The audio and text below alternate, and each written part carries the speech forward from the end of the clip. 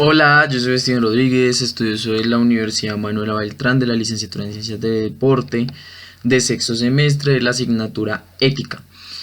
Bueno, para este video tengo dos puntos, uno en el que hablar de una concepción teórica y en una segunda, bueno, en realidad me gustaría más, o sea, voy a mezclar un poquito más las posturas acerca de Nietzsche y como Nietzsche, digámoslo como Nietzsche expresa la muerte de Dios, cómo expresa, entre otras cosas, el superhombre, cómo expresa el camello, cómo expresa el niño, cómo expresa la transvaloración de los valores y cómo generalmente la vida o sea, en la vida la gente los puede aplicar en su vida real.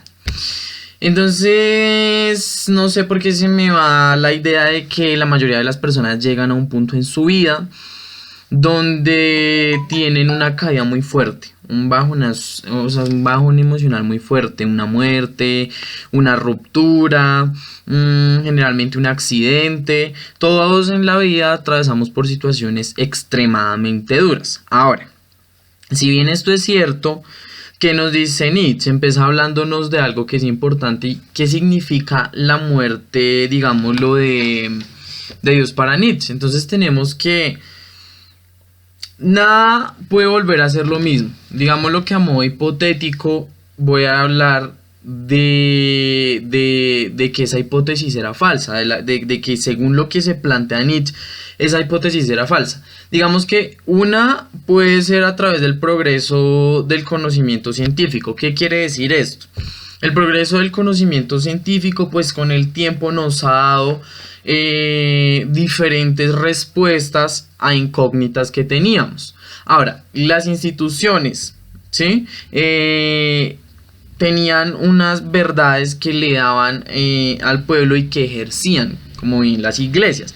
Pero ahora pensémoslo de otro modo. Nosotros todos tenemos a nuestros abuelos, nuestros padres, tenemos unos que bien pueden ser muy educados, otros no, que pudieron haber estudiado el conocimiento a modo profundo. Pero en un gran porcentaje todos tenemos abuelos que se educaron en la iglesia, se educaron con una pedagogía que era de personas, eran pedagogías tradicionales basadas en la religión, donde esa religión es el poder de mando, por decirlo así, ¿no? Ahora, tenemos que Nietzsche acá hace algo que me parece bien interesante, que se nombra en muchos de los videos y que se ve en su lectura, y es que tiene, digamos, lo que ese olfato que le da al lector, es decir, no le da un juicio de valor estrictamente cerrado, sino que deja al lector interpretar, analizar y correlacionar qué es lo que pasa. Esto es lo interesante de leer a Nietzsche, que cuando nosotros lo hacemos, sea que tengamos bien unas posturas puestas o no, pues vamos a correlacionarlo con lo que está pasando, con lo que ha pasado, con lo que le ha pasado inclusive a otras personas. Esto es lo que me surge a mí pensando a Nietzsche. Entonces me surge la separación, la depresión de mi mamá, me surge la muerte de una persona que quise mucho, me surge una ruptura amorosa, la pérdida de un hijo, me surgen varias incógnitas y me surgen varias ideas que empiezo a relacionar. Entonces tenemos, entre otras, angustia, digámoslo, de personas, lo que yo les decía, personas que se empiezan a cansar de la vida y que llegan a un extremo donde dicen, no, me suicido porque no aguanto más, donde puede que no lo hagan, pero que su vida, digámoslo, se basa en decir, ya me cansé de vivir, no quiero más esto. Y acá es donde venimos a tocar el nihilismo. Y digamos que este es el motor o el centro de esa filosofía de Nietzsche. Tengo otro punto bien importante acá, que es que la vida del ser humano es trágica, es dramática, desde donde nosotros lo veamos, en una sociedad como la actual, llena de capitalismo extendido, globalismo, llámenlo como lo quieran llamar. El humano desea una eterna vida mágica, entonces el humano se pone mil y un motivos para continuar progresando. Tengo el ejemplo, tengo ahora un hijo como motivo de vida, tengo un amor como motivo de vida, me tengo a mí mismo como motivo de vida, tengo mi profesión como motivo de vida, entonces empieza a llenar de ocupaciones para lograr ese nihilismo, esa vida mágica, para evitar la trágica, sin aceptar esas realidades, o aceptándolas y llevándolas de frente porque tiene motivos para hacerlo. Entonces, acá empezamos a entender un eterno retorno. ¿Quién mató a Dios? Es otra incógnita que tenemos que poder explicar. Y es que, pues sí, se ha dicho que Dios ha muerto, pero ¿quién lo mató? Entonces, esa es la idea que nosotros tenemos que empezar a enfocar cuando miremos en el progreso tendencial, en el progreso de las costumbres, de lo que estaba dado antes, que era bautizarnos, hacer la primera comunión, ir a un lado, ir al otro. Obviamente yo tengo un punto de homeostasis, no voy aquí, no voy allá, pero analizo y expongo como lo siento, como lo veo en el momento o de las experiencias que he tenido. Entonces, digámoslo que la primera dice que Dios pues muere de forma natural. Entonces tenemos una crítica de la compasión de los peores sentimientos. Dios muere de forma natural. ¿Cómo es eso que Dios muere de forma natural? Pues sí, una crítica de la compasión de los peores sentimientos. Dios tiene compasión a los hombres. Entonces Dios pudo haber muerto, digámoslo, de viejo, ¿sí? Es otra de esas teorías. Digo yo a la compasión de los hombres, ¿por qué? Dios muere de la compasión y de la compasión de decir, ahora yo me pongo en el papel de lo que se llama ser Dios y digo, me siento en el centro y empiezo a recibir múltiples quejas del maltrato, de la vida, de las injusticias, que son cosas que suceden y en algún momento todos vivimos una mala situación, sea económica, amorosa, trágica, porque hay múltiples situaciones. Y entonces Dios muere por esa compasión. Entonces cuando ya no hay compasión, sino hay una forma de aceptar la realidad y hacerla cambiante mediante nosotros y enfrentemos esos problemas, pues entonces esa compasión hace, o sea, Dios tiene compasión a los hombres, que muera de forma natural. Porque si ya no hay compasión, sino que se acepta dicha realidad, pues es la depuración de lo que se conocía como Dios. Dios pudo haber muerto de viejo. Esta es otra de, digámoslo, de las opciones. Entonces Dios pudo haber muerto de viejo. ¿Por qué? Porque en origen a la edad madura y en lo que conocemos actualmente, que es un interés o no un interés, sino una facilidad de acceso educativo, no al 100% y no de la mejor forma, pues empezamos a tener estudiantes de filosofía, sociología, ciencia política, entre otras más, que empiezan a cuestionarse esa realidad. Y tenemos personas de antes a las cuales les debemos un respeto por esa creencia e imposición de valores que nos han ayudado a progresar en el camino, ¿sí? La segunda versión que llama la atención o que expone Nietzsche es un asesinato con un culpable. Entonces, ¿cuál sería ese culpable?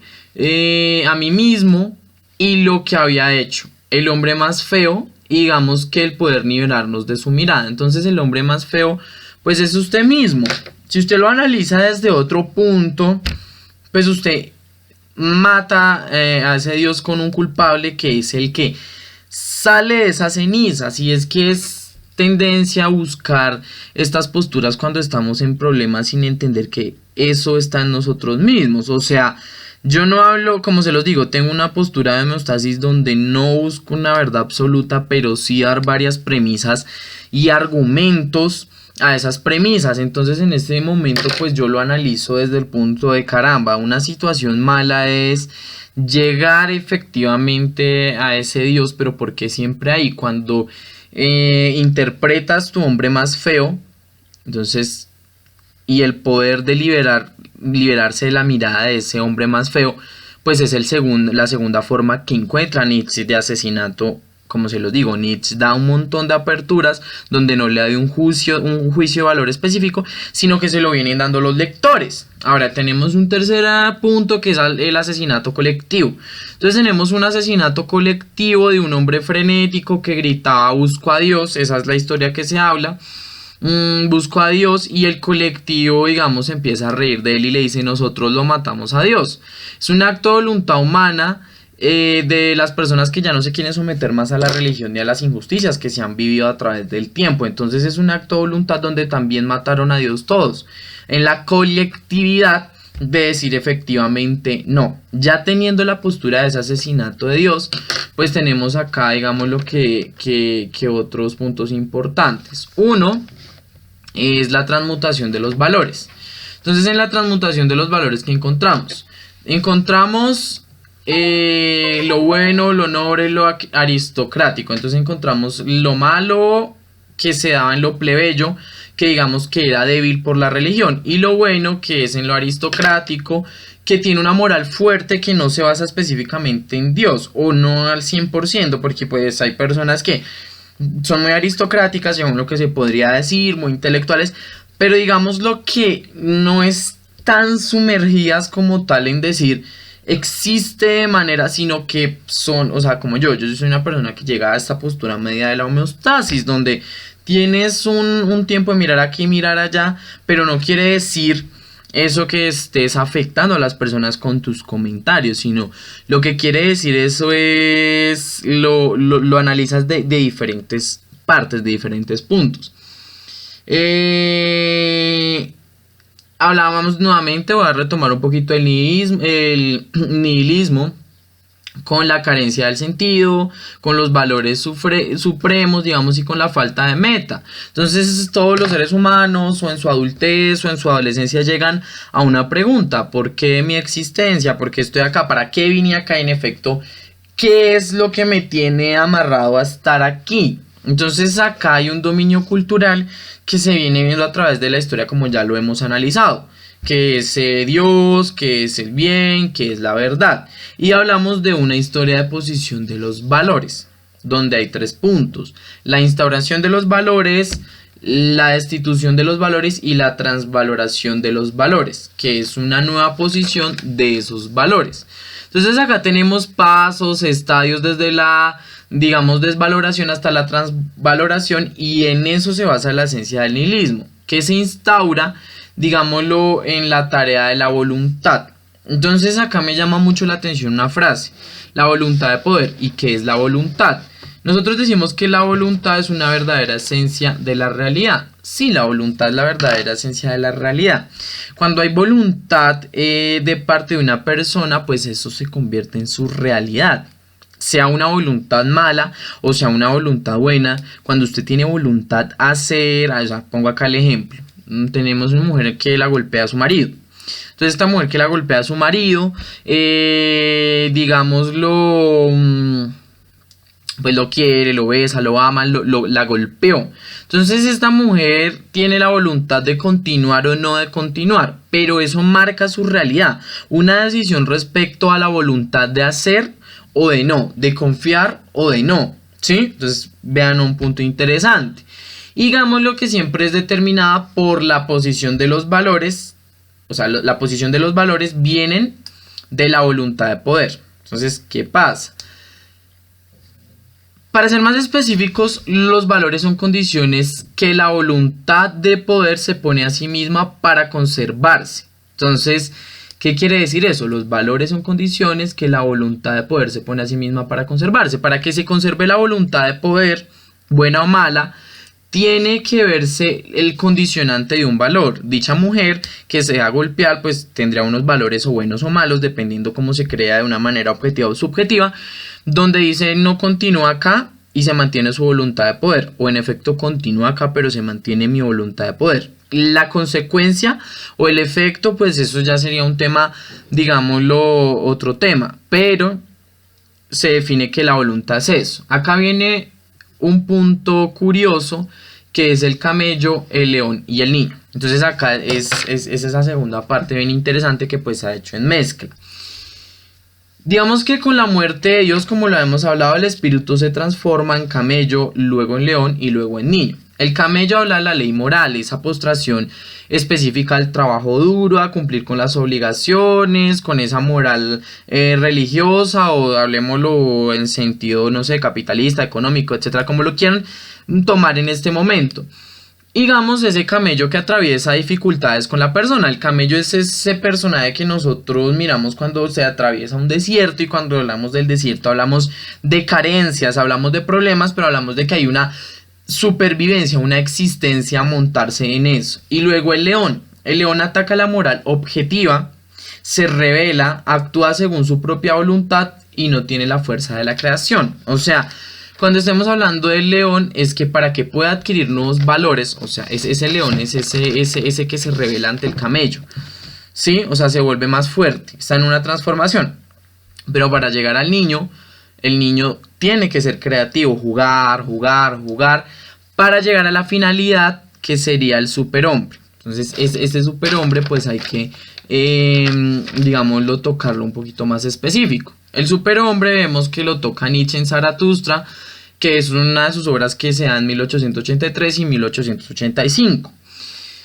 Lo que no es lo principal. Cuando nos hablan del superhombre, entonces lo que dicen muchas personas, pues nos imaginamos a Superman, nos imaginamos cualquier tipo de cosas, ¿sí? O sea, nos imaginamos una persona muy fuerte y es la idea de la superación moral. Entonces tenemos acá algo bien interesante, una idea de superación moral. ¿Qué quiere decir eso? Le permite ser la imagen de lo que podríamos llegar, o sea, una vez muere Dios, el superhombre es el nuevo Dios. Es una existencia carente de esa transmutación de los valores que se atraviesa mediante ese camello, ese león y ese niño. El hombre es un tránsito de la moral esclava de las religiones y de la domesticación. Ser aislado y autosuficiente.